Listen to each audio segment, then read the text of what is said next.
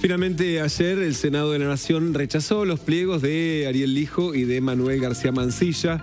La duda que decíamos ayer a la mañana era, ¿habrá quórum? ¿No habrá quórum? Bueno, hubo. La verdad es que se reunió rápido. El peronismo sentó 33 de los 34. Decíamos, había una duda con Carolina Moisés. Efectivamente, la jujeña se sentó una vez que ya se consiguió el quórum. Y después, ¿quiénes fueron los otros que aportaron para el quórum? Bueno, fueron 2 senadores del PRO, un senador del radicalismo, Martín Lustó, y de hecho, y también uno de los provinciales, ¿no? Y con eso alcanzó para habilitar la sesión. Hubo mucha duda. Se suponía que la primera que iba a estar sentado era Guadalupe Tagliaferri. Llegó tarde, estaba preparando su discurso, pidió disculpas, pero había generado cierto ruidito. Pero lo cierto es que se reunió quórum fácilmente y después la derrota fue, como vos decías, Vir, incluso más grande de lo previsto. Más grande de lo previsto y con un reparto de rechazos también llamativo. En principio, lo que hay que decir es que casi todo el bloque radical, salvo Lustó, no se sentó en la banca para dar quórum. Para dar quórum, más allá de las críticas fuertes que había. Estaba también Pablo Blanco se sentó, estaba pensando justo el senador, se sentó junto con Lustó y después, pese al trascendido de la orden de Macri de que todo el PRO se sentara, bueno, solo 2 senadores lo hicieron, pero claro, el kirchnerismo no necesitaba tantos más de los que ya son su propio bloque que cumplió, salvo la senadora Jujeña, a pie juntillas. Y después, bueno, llegó el momento más bien temprano, además. Sí. No fue una sesión ni larga, ni traumática, una sesión que no presidió Victoria Villarreal, lo que generó otra vez cruces inentendibles con la Casa de Gobierno. Y finalmente llegó el momento de la votación y llegó el momento de la derrota para el gobierno. Se realizarán las comunicaciones pertinentes. El Poder Ejecutivo, porque se solicita... No tenemos... Ayer el ministro de la Corte, Lorenzetti, amenazando a la expresidenta de la Nación de que si nosotros votamos en contra del hijo, van a sacar rapidito el 280 para condenarla. Ayer, amenazando a todos los senadores de Unión por la Patria de que si votábamos en contra del hijo, esto iba a pasar. Iban a meter presa a la presidenta del PJ. ¿Saben qué? Ríase, y se lo digo a usted y se lo dije a él. No tenemos miedo. Hoy salió un decreto para impedir el quórum en este Senado. Este decreto salió hoy, igual que la ley de bases. Salieron decretos, ¿se acuerdan? Para designar a los amigos de Cuellar. Bueno, hoy salió este decreto. ¿Saben qué? Para que la senadora Crexel no diera quórum y no votara. Acá está. Bueno, eso fue parte del debate y probablemente la parte más álgida de la discusión. Como decía, fue un debate bastante tranquilo, sí, hasta el momento en que habló la senadora por Mendoza, Anabel Fernández Sagasti, representante de la Cámpora, de las más cristinistas que hay en el recinto, y que hizo 2 acusaciones. Por un lado, apuntando en forma directa contra el juez Lorenzetti, el juez de la Corte, a quien acusó, aprovechando una tapa de Clarín, de decir que los había amenazado a todos los senadores de Unión por la Patria, que si no acompañaban al hijo, los iba a meter presa a Cristina Fernández. ¿Qué significa? Rechazar rápidamente la apelación que hizo ante la Corte, el recurso de queja por la causa vialidad, y en ese momento, listo, se terminó. Le rechazan y Cristina tiene que ir presa. Claro, pero lo que primero que hay que recordar es que el juez Lorenzetti es a quien se le atribuye, y creo que fue reconocido por Mariano Cunio Levarón, el ministro de Justicia, es el promotor de la designación de Ariel Lijo como juez de la Corte Suprema, y de ahí esta supuesta amenaza que denuncia a Anabel Sagasti de que, bueno, puede ir presa a Cristina Fernández de Kirchner. Más allá de lo que dijo ayer la senadora kirchnerista, hay que marcar que ese era sin duda uno de los grandes temas que se colaba en la discusión, no solo por Ariel Lijo, sino también por García Mansilla, que tuvo más votos en contra que Ariel Lijo en el Senado. Absolutamente. Y en la segunda parte de Fernández Sagasti, lo que decía era otra acusación. Ayer se había publicado un decreto en el Boletín Oficial en donde al actual representante de la Argentina en la UNESCO se lo desplazaba hacia otro lugar para liberar la silla. ¿Y qué significaba? Bueno, ya desde el año pasado, en el contexto de la discusión de la ley de bases, se habló de que la senadora por Neuquén, Lucila Krexler, iba a ir a ocupar ese lugar y que se lo había ofrecido la ministra Patricia Bullrich.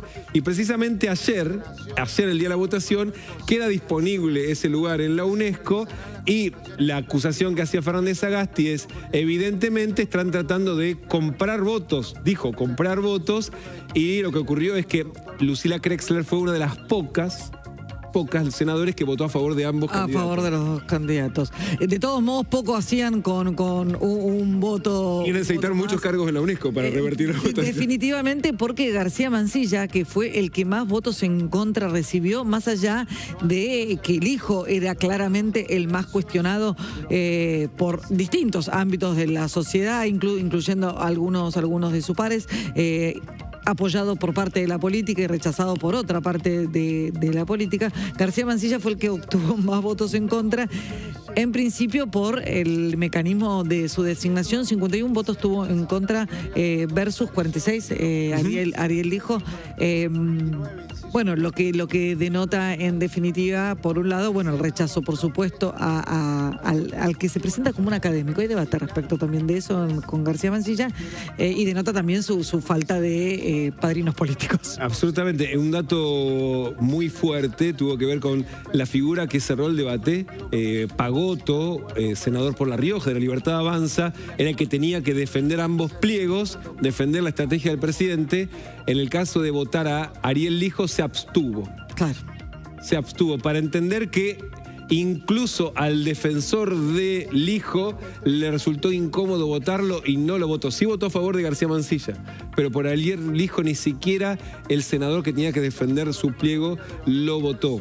Son perlas que dejó la sesión de ayer y por supuesto después vino la reacción de la Casa Rosada. Y si hay algo que fue de todo la sesión en el Senado o el resultado de la votación, menos sorpresivo, porque apenas se dio el resultado, se conoció la primera reacción oficial, que fue un comunicado de la oficina del presidente que parecía ya estar listo. Sí, absolutamente. Que parecía estar completamente listo desde hace unas cuantas horas. Incluso suponemos que desde el momento que hubo quórum ya no había mucho más que hacer.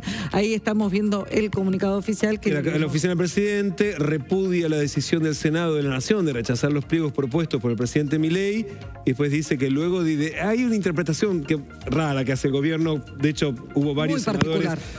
Luego de dilatar la votación durante meses, optaron por priorizar la preocupación por sus causas judiciales y la de sus dirigentes en detrimento del funcionamiento de los tres poderes de la República. El oficialismo no había conseguido apoyos, por eso no se votaba. Estaban esperando que retiren los pliegos. Está sugiriendo que tanto García Mansilla como Ariel Lijo hubieran condenado algo que ahora no va a ocurrir. Eventualmente suponemos que habla de Cristina Fernández de Kirchner. No, probablemente también sea un tiro por elevación, alguna causa que tenga el expresidente Mauricio Macri. Pues bueno, que finalmente terminó acompañando el rechazo, ¿no? Claro, fue clave para el rechazo. Claro. Y por otro lado también que dice que esta decisión fue por motivos meramente políticos y no por cuestiones de idoneidad, lo que evidencia una vez más que la Cámara Alta es el refugio de la casta. Bueno, esta es la interpretación que hace la Casa Rosada, y un rato más tarde Milei fue un poquito más allá con su tono menos diplomático, hablando de lo que se había dicho en su momento como una especulación. Bueno, están negociando Milei con Cristina, sacaron ficha limpia para negociar que Lijo sí. Bueno, ayer Milei en su red X habló del principio de revelación y dijo: ¿dónde están todos los que decían que yo tenía un pacto de impunidad con la expresidenta doblemente condenada? Pedirán perdón, etcétera, etcétera. Dice, es mentira ahora que dos sectores de la oposición pactaron voltear a los dos juegos y ficha limpia en la misma sesión. Parece que el pacto era de aquellos preocupados por causas penales.